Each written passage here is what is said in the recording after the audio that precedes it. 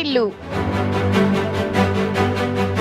భారతదేశ ప్రధాని నరేంద్ర మోడీ జన్మదిన సందర్భంగా జిల్లా పార్టీ కార్యాలయంలో మెగా రక్తదాన శిబిరాన్ని నిర్వహిస్తున్నామని జిల్లా బీజేపీ పార్టీ అధ్యక్షులు మీడియా సమావేశంలో మాట్లాడారు.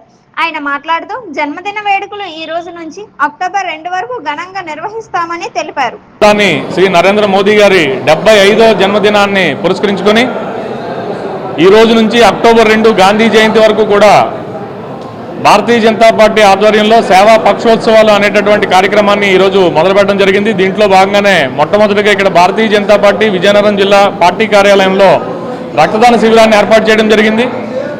ఈ శిబిరంలో భారతీయ జనతా పార్టీ కార్యకర్తలతో పాటుగా అనూహ్యమైనటువంటి విధంగా పౌర సమాజం నుంచి విషయాన్ని తెలిసినటువంటి ప్రతి ఒక్కరూ కూడా వచ్చి స్వచ్ఛందంగా వచ్చి ఇక్కడ రక్తదానాన్ని చేయడం అనేది భారతీయ జనతా పార్టీ కార్యకర్తలుగా మేమందరం ఎంతో గర్విస్తున్నాం. దీనికి కారణం మన ప్రీతమ ప్రధాని నరేంద్ర మోదీ గారి గడిచిన 11 సంవత్సరాల పరిపాలనకి ఇది నిలుటద్దంగా చెప్పుకోవాలి. మొన్ననే ఏదైతే మనకి తెలియజేశారో నెక్స్ట్ జెన్ జిఎస్టీ అనేటటువంటి విధానాన్ని తీసుకొని వచ్చి పేద బడుగు బలహీన వర్గాలకు కూడా ప్రతినిత్యం ఉపయోగించేటటువంటి వస్తువులపై సేవా పన్నుని తగ్గించి ఏదైతే పన్ను తగ్గింపు అనేది ఉందో ఇది గడిచిన 11 సంవత్సరాలుగా చూసినట్టయితే ప్రతిసారి కూడా పన్ను తగ్గుతా వస్తుంది తప్పితే పన్ను పెరిగినటువంటి దాఖలాలు లేదు.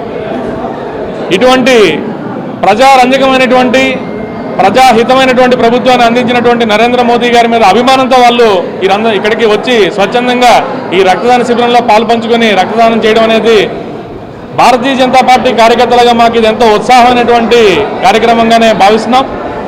ఇటువంటి ఉత్సాహవంతమైనటువంటి కార్యక్రమానికి వచ్చినటువంటి పాత్రికేయ మిత్రులు కూడా పేరు పేరున హృదయపూర్వక ధన్యవాదాలు తెలియజేసుకుంటున్నాం. అయితే ఈరోజు ముఖ్యంగా డెంకాడలో స్కూల్లో స్వచ్ఛ భారత్ కార్యక్రమాన్ని నిర్వహించారు మా కార్యకర్తలు. అలానే బొబ్బిల్లో కూడా ఒక రక్తదాన శిబిరాన్ని ఏర్పాటు చేయడం జరిగింది.